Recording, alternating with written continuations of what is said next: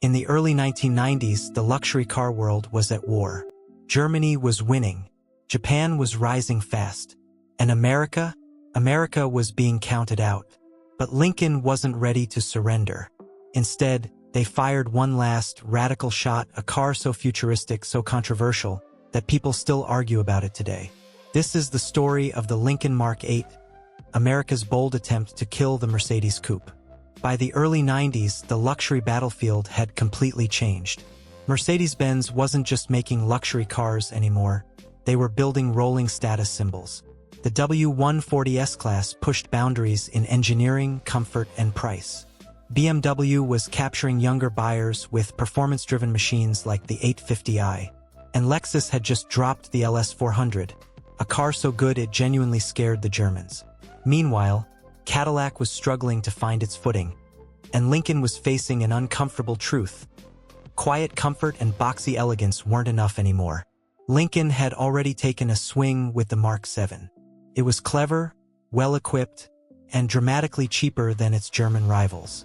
For nearly half the price of a comparable Mercedes 560, the Mark VII delivered similar features and respectable performance. But Lincoln knew that playing it safe wouldn't win the war. They needed something bold, something modern, something shocking. So in 1993, Lincoln killed the box. In its place, they launched a car that looked like it came from the future, or depending on who you asked, a football on wheels. The Lincoln Mark VIII wasn't subtle. It wasn't conservative. And it definitely wasn't traditional. But on paper, it looked like a Mercedes killer. The timing couldn't have been more critical. The early 90s marked a turning point in global luxury design. Sharp edges were being replaced by curves. Aerodynamics mattered more than chrome. Buyers wanted performance, technology, and style, not just leather seats and opera windows. To survive, Lincoln had to reinvent itself, and that reinvention began with a pen. In 1988, designer Kim proposed something radical. His clay model, codenamed Stretch One, was unlike anything Lincoln had ever built. Low-slung, rounded, and streamlined to the point of abstraction, it completely abandoned Lincoln's sharp-edged heritage. When Ford executives first saw it, they were reportedly horrified. This didn't look like a Lincoln. It didn't feel like a Lincoln, and many doubted it could even be built. But the idea refused to die. Stretch One evolved into Stretch Two, a slightly more refined and realistic version that kept the dramatic curves and futuristic proportions. Slowly, opinions changed. The design language stuck, and that design would become the foundation for the 1993 Lincoln Mark VIII. That same rounded, aerodynamic philosophy would eventually influence much of Ford's lineup throughout the late 90s, but the Mark VIII was the first and the boldest expression of it. Built on the all-new FN10 platform and sharing DNA with the Thunderbird and Cougar, the Mark VIII was a total break from Lincoln's past. It was longer, wider, and lower than the Mark VII. With a stretched 113-inch wheelbase and nearly 75 inches of width, this was a big coupe, but one shaped almost entirely by wind tunnel testing. Every curve had a purpose. This wasn't just design, it was engineering. And under the hood is where things got truly serious. The Mark VIII debuted Ford's brand new 4.6-liter, 32-valve, dual overhead cam modular V8, fully aluminum, exotic by American standards, producing 280 horsepower and 285 pound-feet of torque. Compared to the old 5.0 pushrod V8 from the Mark VII, this engine was light years ahead. It revved higher, sounded better, and felt more sophisticated. This wasn't just a Lincoln engine. Variants of this power plant would later find homes in the Mustang Mach-1 and the legendary Terminator Cobra. The Mark VIII was early and it was special. Paired with a smooth 4R70W, 4-speed automatic and either a 3.08 or 3.27 rear gear, the Mark VIII delivered confident, effortless acceleration. 0 to 60 came in the mid-7-second range, perfectly competitive for a luxury coupe of the era. And crucially, it did all of this while remaining quiet, refined, and comfortable, exactly what Lincoln buyers expected. Performance-wise, the Mark VIII stacked up shockingly well. It matched or beat cars like the Mercedes CL 420, Audi V8, BMW 740i, and even the BMW 840 Ci. It was faster than the Lexus SC400. And it was dramatically cheaper. A typical Mark VIII stickered around $39,000. Meanwhile, European luxury coupes often started at $50,000 and climbed quickly. A similarly equipped Mercedes could easily run over $70,000. Even the Lexus cost more. Lincoln wasn't just undercutting the competition. They were embarrassing them on value. And the engineering didn't stop at the engine. The Mark VIII featured a fully independent air suspension system, one air spring at each corner, computer-controlled for ride quality and handling. At highway speeds, the car automatically lowered itself for improved aerodynamics. When new, the system was exceptional, smooth, stable, and advanced. Like most air suspensions, time hasn't been kind to it, but in the early 90s, this was cutting-edge technology. Inside, the Mark VIII was loaded. A digital message center displayed time, compass direction, fuel economy, and system alerts. Automatic climate control, power seats with memory, keyless entry, automatic headlights. Optional features included a power moonroof, JBL premium sound system, and electrochromic auto-dimming mirrors, technology that reduced headlight glare at night and felt futuristic at the time.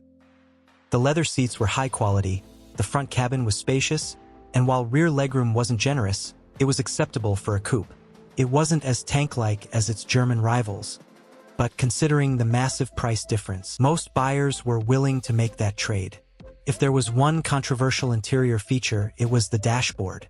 Designed to mimic the car's rounded exterior, the dash curved into a semicircle, futuristic, yes, but not entirely practical. Some gauges sat farther from the driver than others, making visibility inconsistent.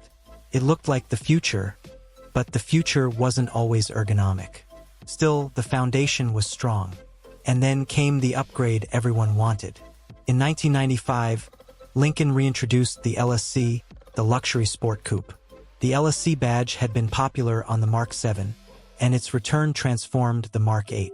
The LSC added a true dual exhaust, bumping output by 10 horsepower and 10 pound-feet of torque.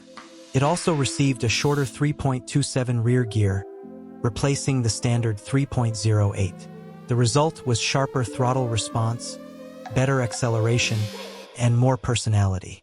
The Mark VIII LSC could hit 60 in about 7.5 seconds and run the quarter mile in the mid-15s, numbers that put it squarely in competition with European luxury coupes of the time, minus the AMG and BMW M cars.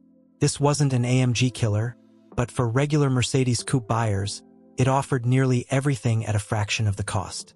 And aerodynamically, it was exceptional. In 1993, a lightly modified Mark VIII using a mostly stock engine achieved a sustained speed of over 181 miles per hour. The car was lowered, mirrors removed, and brakes modified, but the engine itself was essentially the same. A 300 horsepower luxury coupe holding 181 miles per hour. That's not just impressive, it's shocking. Production ran from 1993 to 1998, with over 122,000 Mark VIIIs built. When it was discontinued, Lincoln didn't replace it with another large coupe. This was the last two-door Lincoln coupe ever made. Today, the Mark VIII isn't especially rare. Many were well cared for, and decent examples, even LSCs, can still be found. But a few special versions deserve attention. In 1996, Lincoln released the Diamond Anniversary Edition. Available in silver frost metallic or cordovan metallic, it featured unique badging, embroidered floor mats, chrome directional wheels, and a voice-activated car phone. Buyers even received a personalized crystal sculpture tied to the car's VIN. Only about 500 were made. Then came the 1998 Collector's Edition, available only on LSC models. Gold badging, wood trim, walnut steering wheel inserts, and a set of 8 commemorative silver ingots celebrating the Mark lineage. Just 1,386 were produced. And finally, the rarest of them all, the 1998 Spring feature cars. Only 117 were built, and only 8 of those, known as Octastars, received special chrome wheels with gold center stars. These are so rare that even dealer photos are hard to find. When production ended, Lincoln moved on to the LS sedan. Sporty, yes, but never as bold. The Mark VIII was Lincoln's final, unapologetic attempt to reclaim luxury coupe dominance. It didn't change Lincoln's future, but it proved America could still compete. It was daring. It was advanced. And for the money, it was arguably best in class. You just had to accept the looks. The Lincoln Mark VIII wasn't perfect. It was controversial. It was misunderstood. But it was brave, and sometimes that's enough. Now I want to hear from you. Do you think the Mark VIII was ahead of its time, or a design misstep? Drop your thoughts in the comments. Tap that like button if you enjoyed this deep dive. And if you want more stories about forgotten automotive icons, make sure you're subscribed, because the next one might surprise you even more.